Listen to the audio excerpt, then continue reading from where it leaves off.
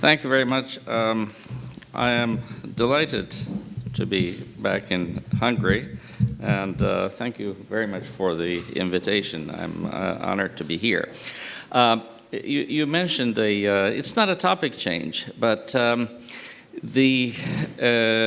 harangue about the nefarious influences of postmodern relativism will take 2 hours, so I shall go easy on that. I will only refer to it at the end. But I will rather share with you first some considerations whether the liberal order is in peril. The West's diminished influence, indeed that of its survival in the face of the rising rest, has become an obsession among policymakers, intellectuals, and diplomats these days. It is true we are experiencing today a global transformation, one that is of overriding importance for all of us, because it brings with it existential questions with respect to the West's leadership, but more importantly, the future of Western values.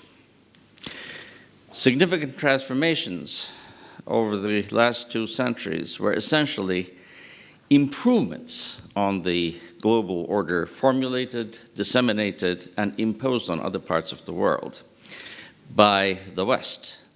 As Mark Mazover, in his recent book, describes, in his recent book, Governing the World, it was the Congress of Vienna that established a viable order in Europe. And by virtue of Europe's dominant position then, that order was regarded as world order.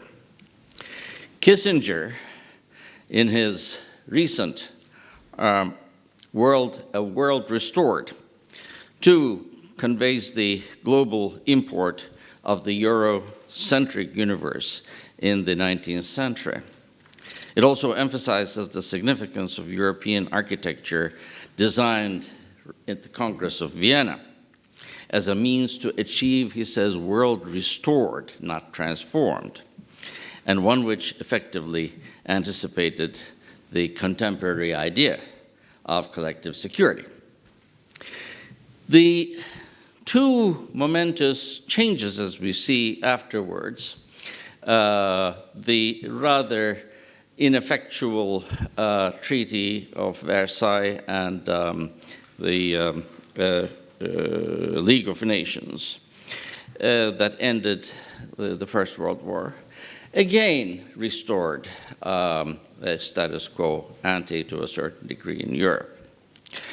The post-World War II arrangements were far better designed, and they are basically the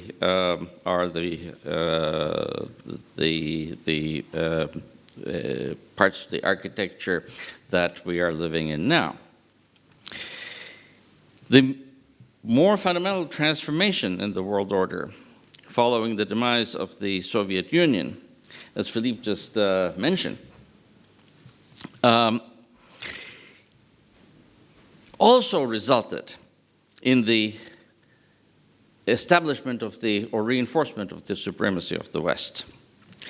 It reaffirmed West's dominant role in the shaping of international relations. Intellectuals responded to this transition from bipolar to unipolar world in a variety of ways. Some perceived the emergence of a new world as a result of the loss of Cold War and balance of power.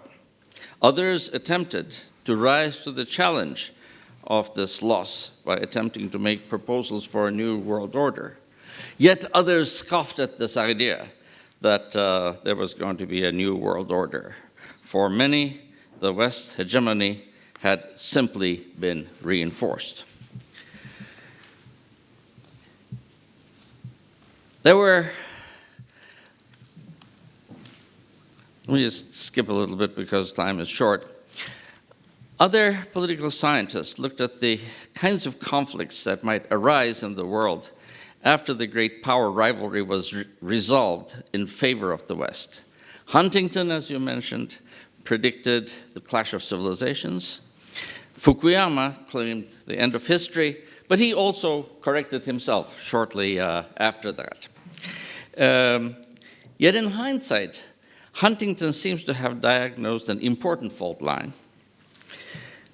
But I often question whether it has been Western policies that made Huntington's predictions come true. There, too, his notion of great civilization areas clashing with one another needs to be corrected. What we see today, more importantly, not so much a clash of great civilization areas, but more a clash of cultures.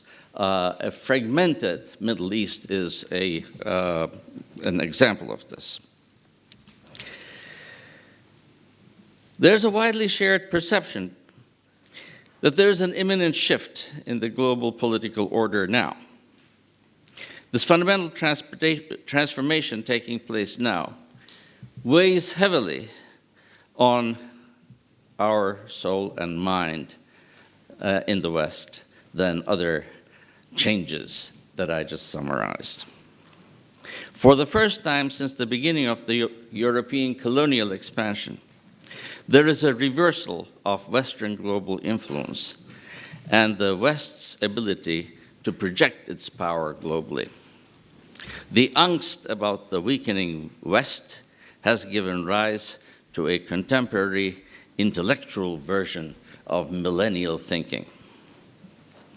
As balances of power shift from north to south, from west to east, so do the principles underlying the global order. This global shift, it has been argued, is manifesting itself in two distinct ways. One is that modernization can no longer be equated with westernization. Second, the current global shift seems to be in the direction of multipolarity once more. The divide does not seem to be so much between Western and non-Western states, but between those who wish to renew multilateral governance structures in a way similar to their current arrangement, and those who wish to increase their spheres of influence in the multilateral institutions that reflect more accurately the weight of global powers.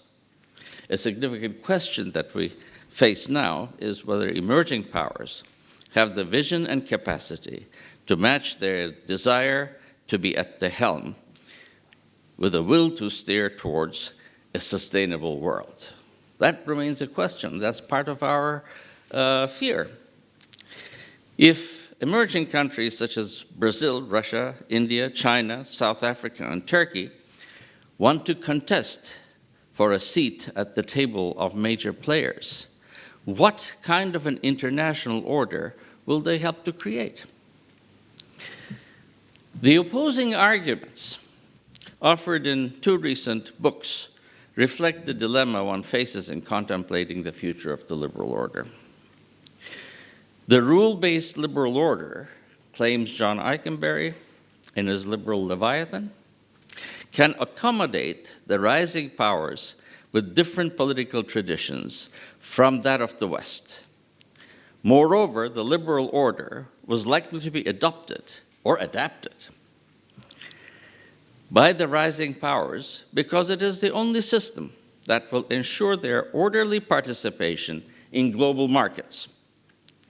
It is highly doubtful that rising powers such as China are likely to fully embrace the liberal order, such as we have known in the West. Yet the liberal order, as the basis of a coherent international system, is destined to evolve and continue to provide a framework for international exchange and security relationships. This is basically Eikenberry's argument. A contrary argument is offered by Charles Kupchan, who sees multipolar world in the making, with the rest having different values and outlook than the West. The liberal order or its adaptations are not likely to be shared globally in what is predicted to emerge as a multipolar world, a world in which competing ideologies and cultures and political systems would coexist. The transition to this next world, says Kupchan, will be admittedly difficult. However, he ends his argument by saying, if the West can help deliver to the rest of the world what it brought to itself centuries ago, political and ideological tolerance coupled with economic dynamism, then the global turn will mark not as a dark era of ideological contention and geopolitical rivalry, but one in which diversity and pluralism lay the foundations for an era of global comity. Even if this anticipated global power transition might mark the demise of the global order such as we know it now, Kupchan appears to be arguing that a peaceful next world will be one informed and shaped by the same conditions that gave rise in the first place to the liberal order in the West. They together, I think, offer a range, but the limit to that range of possibilities, which after all is not so pessimistic. Taking this range, I might offer a broad scenario based on the following assumptions: that the major powers in the next world will be those which will pursue participation in and gains from global markets. So they will not display other interests, but basically continue their self-interest in global markets. Number two, they will then pursue influence in terms of economic gains, preservation of markets, protection of their foreign investments, and increased say in international institutions to the extent possibly of reshaping them. Third, therefore, they will have developed an awareness of the benefits of rules-based international order that offers predictability, and they will have learned to operate within a framework of rights and privileges. Four, those new international actors cannot be expected to pursue legitimacy based on liberal democracy, however, and rule of law based on consent of citizens. However, let's remember that neither the Treaty of Westphalia nor the Congress of Vienna considered the issue of citizens' consent to the sovereign state. It assumed that it existed. The scenario based on the fact that international liberal order would appeal to the rising rest, because it will facilitate transactions and lower transaction costs, as it did historically both in Europe and the United States, and it continues to do so. A rules-based international order will also offer predictability, a key factor to protect investments. This scenario is also consistent with what Kissinger's laconic predictions in his New World Order offered. A redefinition of legitimacy will likely to happen and will likely to accompany a shift in the balance of power. This is a mildly optimistic scenario. It does not, however, take into consideration those state and non-state actors which project their particularistic ideologies, reject any kind of rule that is originating outside of their ideological preferences. For fundamentalists, even a significant segment of conservative Muslims Law derives from the word of God. Muslims, therefore, cannot abide by legislation that is incompatible with Sharia law. Here I'm not referring to jihadists alone or other violent criminals, but aim to address the challenge that significant portion of believing Muslims today aspire to an order based on particularistic values and norms rather than a world order which has been, it is claimed, based on universal principles. So on the one hand, the discussion of the future of the world order really develops in response to what is China going to do, which, on the other hand, tends to ignore the great problem that of instability and continuous bloody war in the Middle East. And it's the Middle East that has now become the chief source of problems for Europe, as we see in this refugee problem. This issue, how many minutes do I have? 4. 5. 5, good. The issue is more complex than making a distinction between secular Muslims or those that have secular outlook and others. The oil-rich states of the Gulf and Saudi Arabia have adopted the Sharia law on the one hand, but they are contemporary, modern economic actors on the other hand. They are not run in the same way as they're the sheikdoms, as they were used to run by the parents of this current generation. They professionally handle in international markets their sovereign wealth funds, and very effectively. Iran, another Islamic republic, is undergoing significant social change as a result of the secular preferences of its young population. It is yet an Islamic republic. A wide range of other states, on the other hand, fundamentalist organizations and even jihadist ones,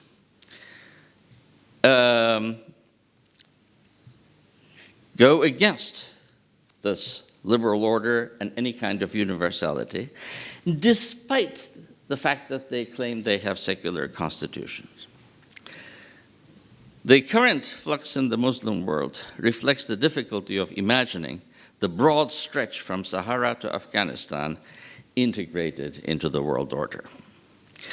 This difficulty is compounded by a range of misconceptions perpetuated by those who are hostile to alien cultures, as well as those who are anxious to enhance understanding of them. The postmodern relativist represents the third kind of observer, whose effort to sympathize with different cultural milieux result in a worse confusion of issues.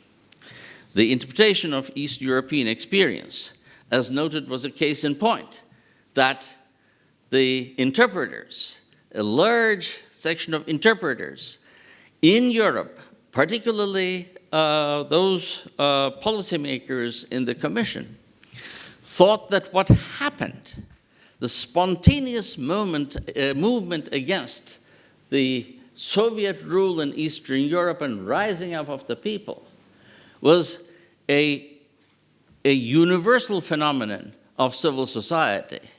And they mistakenly expected that the same would happen in what they called, mistakenly, Arab Spring. It was nothing but Arab uprisings, and we see the result, that it has not led to anything. Tunisia is an exception. I shall not go into it. There was an excellent article in the New York Times yesterday by a Maghrebi writer. But this notion that civil society is something that is not universal, but there could be civil society that is culturally specific, has been one of these insidious threats to the existence of liberal order. I will, in the next 2 minutes, 2.5 minutes, maybe bring to your attention another aspect of that, where Muslim exceptionalism, described and argued by no less than an Oxford professor, is taken by a very wide intellectual audience in Europe and the United States as a way to justify the Muslim way of thinking. Here are some quotes from Tariq Ramazan's book, Western Muslims and the Future of Islam. He says, let us ask the questions clearly and simply. Should Muslims be defined in the light of the notion of community, that is to say, ummah, it's the Muslim community, or are they simply Muslim citizens of one or another Western country? To which group or collectivity do they belong first? To the ummah or to the country in which they live as residents or citizens? These are sensitive questions, for behind their outward meaning, we find the fundamental questions. Is it possible for a Muslim to be an authentic European or American, a real citizen, a royal citizen, a loyal citizen? Sorry. Now, this is a justification for non-integration of Muslims. And that justification is given in terms of what is permitted by our secular law. Another passage, a Muslim belongs above all to God. And this belonging influences where in social sphere he or she is involved. And goes on to say,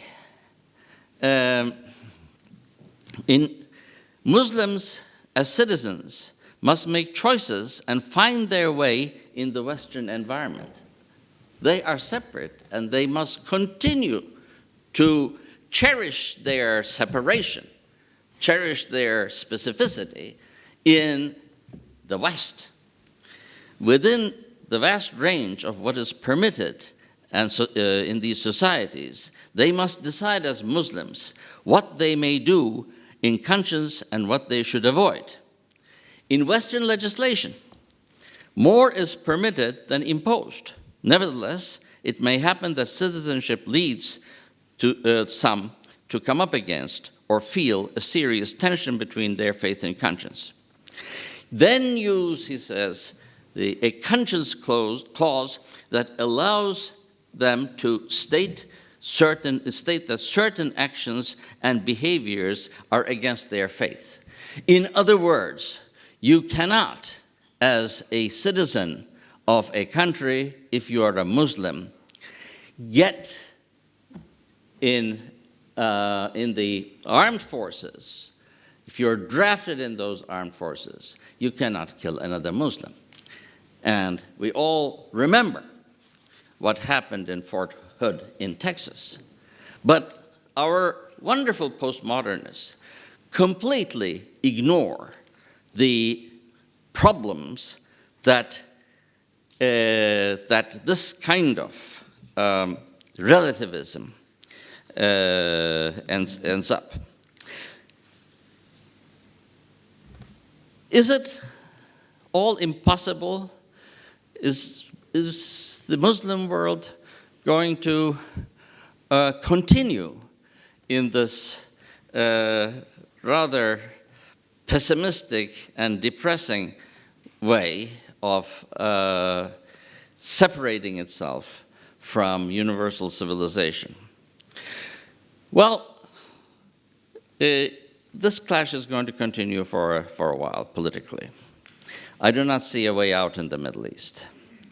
But on the other hand, it is not fair to equate these examples with the entirety of Muslims, or secular Muslims, as the reporters call them.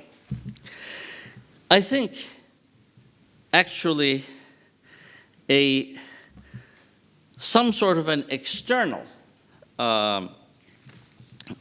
shock to move the Muslim world from ideology to individual faith will do the trick, but it is not likely to appear immediately. That is one. But on the other hand, with regard to our own duty to leave millennial thought, but also defend the universality of our culture. We cannot claim that Western culture can be all universal, but it has demonstrated a search for universality. Even St. Augustine said, well, there must be a law that applies to non-Muslims, because to non-Christians, because not everybody is Christian. That search for universality should not be confused with Western domination. In fact, that search for universality is what has made the West the leader. Ferguson, in a recent book, again on the subject, says what we have, in fact it's called Civilization.